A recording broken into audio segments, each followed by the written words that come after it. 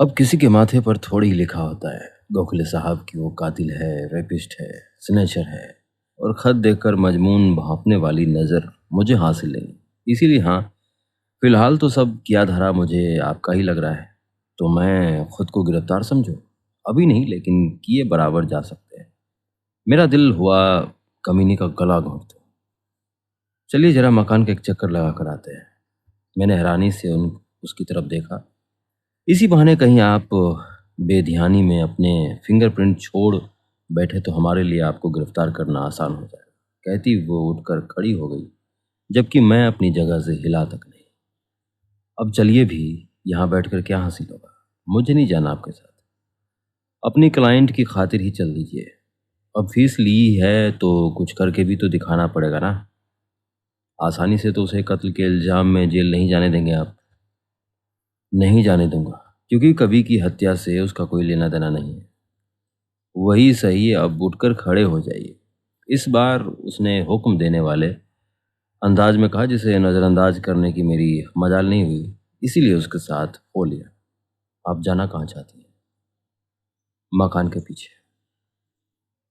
बाहर से जाएंगी तो बहुत लंबा चक्कर काटना पड़ेगा, जबकि यहाँ एक ऐसा दरवाज़ा भी है जो पीछे की गली में खुलता है, बशर्ते कि इस वक्त आपका इरादा वॉक करने का ना हो रहा हो। ठीक है, चलिए। इस बार जब मैं उन दोनों के साथ पीछे वाली गली में निकला तो अचानक ही मुझे उम्मीद की किरण नजर आने लगी। वो दरवाजा खुला था। पहले से खुला था तो कातिल कोई तीसरा शख्स भी तो हो सकता था। सिंघनी ने आसपास की जमीन को भी खंगाल डाला, मगर कोई खास बात सामने नहीं आई। फिर उसके साथ चलते मैं और चौहान थोड़ी दूर पर क्रिकेट खेल रहे बच्चों के पास पहुंचे। गरिमा ने जमकर उनसे सवाल जवाब किए, मगर किसी ने कुछ भी बक कर नहीं दिया। हाँ, उस दौरान मेरा खास ध्यान इस बात की तरफ जरूर गया कि उनमें से एक लड़का दो बार कुछ कहते कहते चुप हो गया था, मगर मैंने उस बात को हाईलाइट करने की कोशिश नहीं की, क्योंकि मुझे नहीं पता था कि वो जो कहता मेरे क्लाइंट के हक में होता या उसके खिलाफ चला जाता। 5 मिनट बाद हम वापस वर्तिका के घर में थे। एक बात कहूँ गोखले साहब, क्या आपने क्लाइंट से कहिए कि सरेंडर कर दे? मैं जाकर भी वैसा नहीं कर सकता मैडम, क्योंकि उसका मोबाइल बंद है। कभी तो ऑन होगा। जब हो तो उसे आपने यही सलाह देनी है कि खुद पुलिस के पास पहुंच जाए। हमने धर दबोचा तो मुश्किल में पड़ जाएगी बेचारी। निर्दोष हुई तो भी, क्योंकि फरार होना अपने आप में गुनाहगार होने जैसा होता है। अभी ये साबित होना बाकी है मैडम कि वो फरार हो गई है। फिर तो जरूर कहीं घूमने निकल गई होगी, है ना? क्या बड़ी बात है।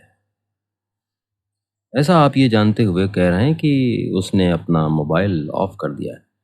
हाँ, क्योंकि मोबाइल ऑफ होने की वजह ये भी होती है कि उसकी बैटरी डिस्चार्ज हो गई हो और उसकी कार में चार्जर नहीं होगा, है ना? ना होना कोई बड़ी बात नहीं है। ये भी हो सकता है कि चार्जर तो मौजूद हो लेकिन चार्जिंग केबल उसके पास ना हो। मेरा खुद का भी यही हाल है। जाकर देख सकती हैं, गाड़ी में कोई केबल आपको नहीं मिलेगी।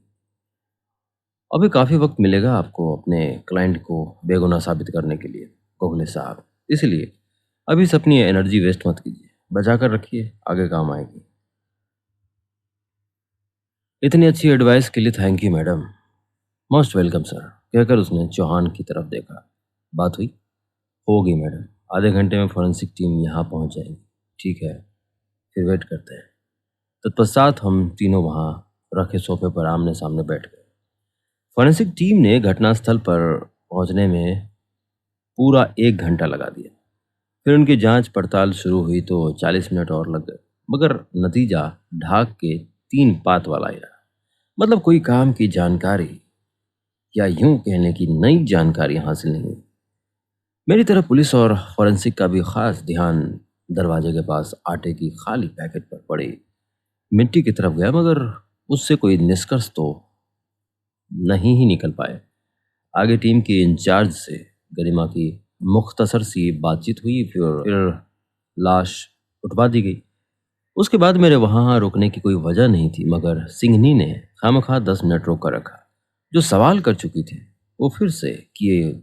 उसके बाद उठती हुई बोली, आपके लिए गुड न्यूज है गोखले साहब। ये कि मैं जा सकता हूँ। नहीं, ये कि गुंडों से मिलना मुझे बहुत पसंद है। तो चलिए चलकर देखते हैं कि शशांक सेठी क्या बला है और पूरे मामले में वो हमें क्या बता पाता है। हाँ, डर रहे हो तो बेशक जाने से इनकार कर सकते हैं। आप अगर सच में उससे पूछताछ करने वाली हैं तो मैं ज़रूर चलूँगा मैडम। लेकिन सवाल ये है कि क्या उससे वाक़ई में सवाल जवाब कर पाएँगे आप? पूछ इसीलिए रहा हूँ कि क्योंकि उसकी पहुँच बहुत ऊपर तक है। हो सकता है किसी मंत्री-संतरी का फ़ोन आ जाए और आपको उसे अपनी उस गलती के लिए सॉरी बोलना पड़ जाए जो आपने की ही नहीं होगी। तो बोल दूँगी सर, आप सेठी जैसे लोगों से पंगा तो नहीं ले सकती ना। वो भी तब जबकि उसका और मेरा दोनों का मुकाम दिल्ली में ही है। ऊपर से आपने उसे बहुत खतरनाक आदमी बताया है। ये भी कह रहे हैं कि उसकी पहुंच बहुत ऊपर तक है। तो चलिए रिक्वेस्ट भी करेंगे कि वो सच हमें बता दे। नहीं बताएगा तो थैंक यू बोलकर लौट जाएंगे। आप उसे पूछताछ के लिए हिरासत में क्यों नहीं लेते? क्योंकि मैं आगे भी डिपार्टमेंट में बने रहना चाहती हूँ, जबकि आप जैसे मेरी नौकरी ही छीनने पर लगे हुए हैं। कि अगर उसने पूछा कोई दुश्मनी मानने लगे हैं क्या मेरे साथ? मानकर भी क्या कर लूँगा मैडम? सुनकर वो हंस पड़ी, फिर अपनी हंसी को ब्रेक लगाती हुई बोली, चलिए चलकर देख लेते हैं कि वो क्या कहता है। अपनी यहाँ की विजिट में इनकार तो नहीं करेगा क्योंकि वो बात साबित की जा सकती है। तत्पश्चात मैं अपनी कार में सवार हो गया, जबकि वो दोनों और वहाँ मौजूद सिपाही पुलिस जीप में जा बैठे। दरवाजे को सील किया जा चुका था, इसलिए वहाँ किसी को ड्यूटी पर लगाना उसने जरूरी नहीं समझा। आगे मालवीय नगर से हौज खास पहुँचने में हमें मुश्किल से 15 मिनट लगे और 17वें मिनट में हम सेठी के बंगले पर थे, जहाँ बाहर दोनों गार्ड बदस्तूर ड्यूटी दे रहे थे। सेठी साहब हैं घर में? गरिमा ने पूछा। जी मैडम। इन्फॉर्म करो कि पुलिस आई है। सुनकर उसने अपने मोबाइल से किसी को फ़ोन लगाया और गरिमा की बात दोहरा दी। उसके बाद हमें वेट करने को कह दिया गया, मगर वो 2 मिनट से ज़्यादा का नहीं निकला। फिर फिर मर्सिडीज ड्राइव करने वाला शख्स बाहर आया और मुझ पर निगाह पड़ते ही बुरी तरह चौंक गया, मगर कुछ कहने की कोशिश नहीं की। वो हमें भीतर लिवा ले गया, लेकिन घर के ड्राइंग रूम में नहीं, बल्कि एक ऐसे कमरे में जो हॉल जैसा ही बड़ा था, मगर वहाँ की साज सज्जा देखकर उसके ऑफिस होने का भ्रम होने लगता था। शशांक सेठी एक चेयर पर बैठा सिगार पी रहा था। हम भीतर पहुंचे तो उसने उठकर हमारा बल्कि गरिमा हम भीतर पहुंचे तो उसने उठकर हमारा बल्कि गरिमा का स्वागत किया। फिर वापस बैठता बोला, खामखा तकलीफ की मैडम, इन्फॉर्म कर दिया होता तो मैं खुद आ जाता। आप बड़े आदमी हैं सर, मेरी क्या मजाल जो आपको पुलिस हेडक्वार्टर तलब करो। फिर बात कोई ज़्यादा बड़ी भी तो नहीं है, इसलिए सोचा खुद मिल लूँ आपसे। बाकी आपने हमें वक्त दिया इसके लिए थैंक्स। ठीक है, फिर बताइए क्या बात है। तभी वो दूसरा शख्स भी वहाँ आन खड़ा हुआ जो सेठी के बुलावे पर वर्तिका के घर में जा घुसा था। उन दोनों में से कौन इलियास था और कौन आक्रांत, कहना मुश्किल था। वर्तिका सिंह को तो जानते होंगे आप? गरिमा ने पूछा। जी हाँ, बहुत अच्छे से। कैसे जानते हैं? साल 1.5 साल पहले तक वो मेरी मुलाजिम हुआ करती थी। क्या करती थी? मेड थी, घर संभालती थी। तो नौकरी से निकाल क्यों दिया? निकाला नहीं, असल में वो खुद छोड़कर चली गई थी। वजह? मॉडलिंग करना चाहती थी, इसलिए जब काम मिलना शुरू हो गया तो उसे मेरे यहाँ नौकरी करने की जरूरत नहीं रह गई। कितने दिनों काम किया था वो यहाँ? कई साल। 3 तो यकीनन। सुना है आपने मॉडलिंग का काम दिलाने में उसकी बहुत मदद की थी। बहुत नहीं मैडम, लेकिन की बराबर थी। मेरा मिजाज ही कुछ ऐसा है, किसी की मदद कर पाना पॉसिबल हो तो मना नहीं कर पाता, जबकि वो तो सालों से मेरे यहाँ काम कर रही थी। आप दोनों के संबंध कैसे थे? अच्छे थे। किसी ने बताया है कि बहुत अच्छे थे, मतलब आप दोनों के बीच रिलेशन था।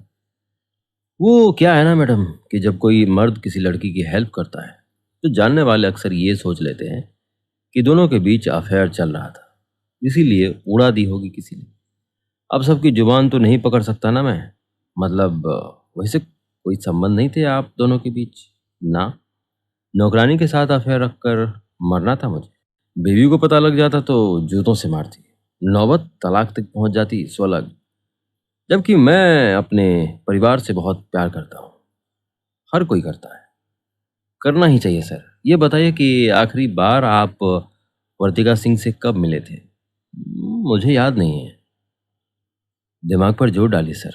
मत बोलिए कि ये पुलिस इंक्वायरी है। बिना सोचे समझे जवाब देंगे तो भारी पड़ जाएगा। और आप भी मत बोलो मैडम जी।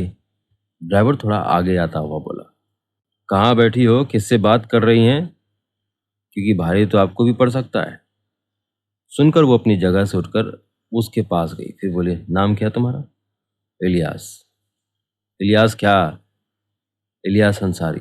थैंक यू, कहकर सिंघनी ने दाएं हाथ का एक जोरदार थप्पड़ उसके गाल पर जमाया और गुर्राती हुई बोली, अपनी औकात में रहना सीख बच्चे, और पुलिस के साथ तहजीब से पेश आना भी। उसी वक्त दूसरे शख्स ने, जो यकीनन आक्रांत अधिकारी ही था, अपनी कमर में खुशी गन निकालने की कोशिश की मगर कामयाब नहीं हुआ, क्योंकि तभी चौहान ने उठकर उसकी बांह थामी और जबरन गन छीन ली। फिर गोलियां निकाल कर एक तरफ उछालने के बाद गन उसके हाथ में देता हुआ बोला, ज्यादा उछलना ठीक नहीं होता खलीफा, अपने पजामे में रहना सीख। सुनकर उसके चेहरे पर गुस्से के भाव उभरे, लेकिन उसने कुछ कहने की कोशिश नहीं की। फिर चौहान ने इलियास की तलाशी ली और उसकी गन का भी वही हाल किया जो आक्रांत की गन का किया था। उस दौरान सेठी जहां का तहां बैठा रहा। उसने अपने मुंह से एक शब्द तक नहीं निकाला। कुछ करना तो दूर की बात थी, यूं लग रहा था जैसे वहां अभी अभी जो कुछ भी होकर हटा था उससे उसका कोई लेना देना ही नहीं था। दोनों ऑफिसर वापस पहली वाली जगहों पर बैठे। Sorry sir. It's okay madam. तो याद आया आपको कि आखिरी बार आप वर्तिका से कब मिले थे? नहीं। ठीक है, मैं आपको आपकी याददाश्त दुरुस्त किए देती हूँ, कहकर उसने चौहान को कोई इशारा किया, जिसके बाद उसने सीसीटीवी फुटेज को प्ले करके मोबाइल पर रुख सेठी की तरफ कर दिया। यह आज 3 बजे के बाद की फुटेज है सर, और जहां आपकी कार रुकती दिखाई दे रही है वो जगह है वर्तिका का घर। उम्मीद है अब आपको याद आ गया होगा कि आप उस लड़की से आखिरी बार कब मिले थे। नहीं, मुझे याद नहीं है। सिंघनी हंसी। मैं उसके घर आज गया जरूर था मैडम, लेकिन मेरी उससे मुलाकात नहीं हुई। तभी कह रहा हूं कि मुझे याद नहीं है कि आखिरी बार उससे कब मिला था। आज मिला होता तो बता नहीं देता। इसमें छिपाने जैसी क्या बात है? सुनकर हम तीनों के माथे पर बल पड़ गए। क्यों नहीं हुई? गरिमा ने पूछा। क्योंकि वो घर पर नहीं थी। उसकी बजाय एक लड़का मिला वहां, जिसे मैं नहीं जानता था। बावजूद इसके आप पूरे 15 मिनटों तक वहां रुके रहे थे, बल्कि अपने एक आदमी को भी अंदर बुला लिया था। क्यों? क्योंकि उस लड़के ने मुझे बताया था कि वर्तिका कहीं पास में ही गई है और 10 मिनट में लौट आने वाली थी।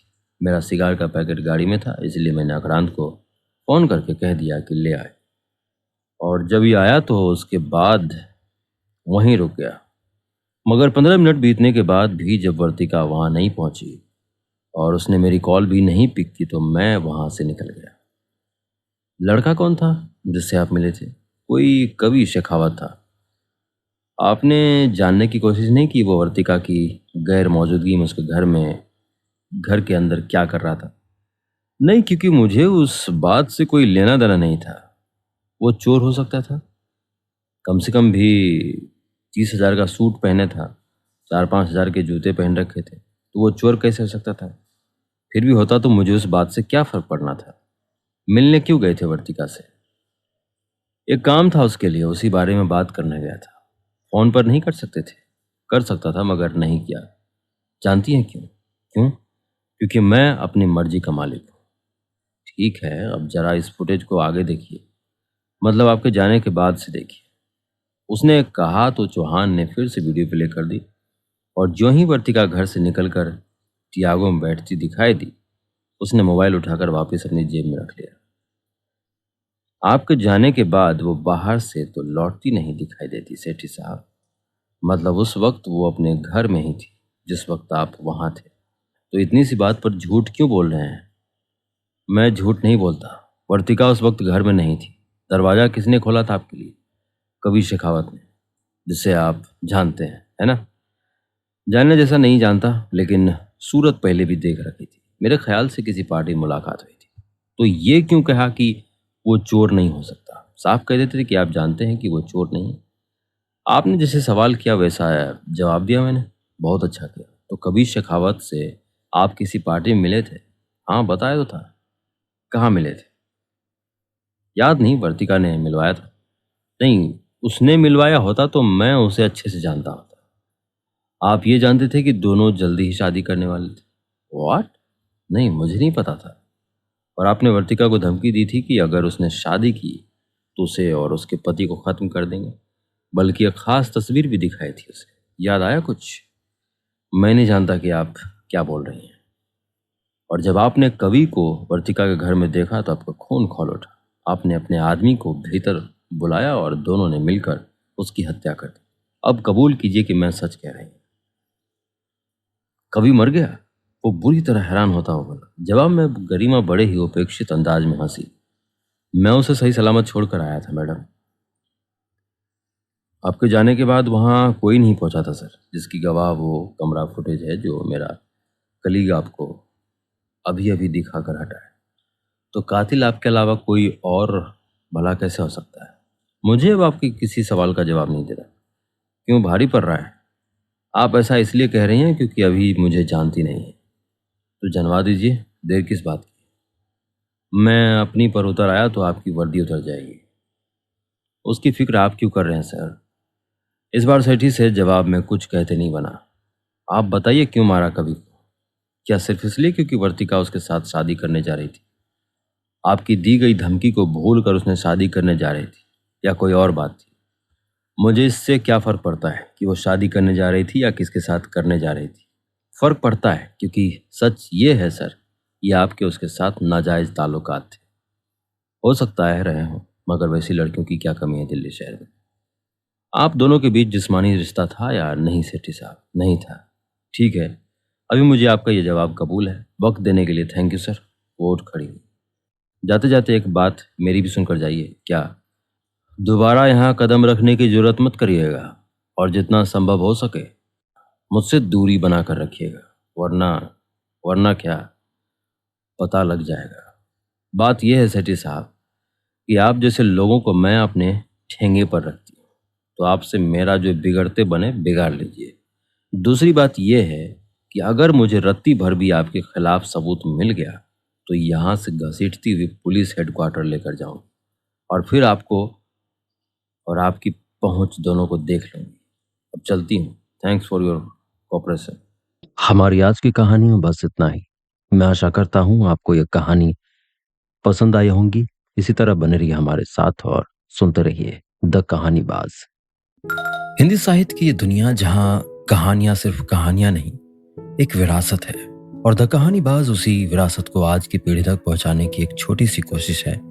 मैं ये सब आपके लिए दिल से करता हूं, लेकिन अगर आप चाहें तो इस सफर में मेरा थोड़ा सा साथ दे सकते हैं। आप स्क्रीन पर दिख रहे क्यूआर कोड को स्कैन करके मुझे छोटा सा डोनेशन भेज सकते हैं। चाहे कि एक कप जितना भी सहयोग मेरे लिए बहुत मायने रखता है। आपका हर योगदान मुझे और बेहतर कहानियां सुनाने का हौसला देता है। शुक्रिया दिल से।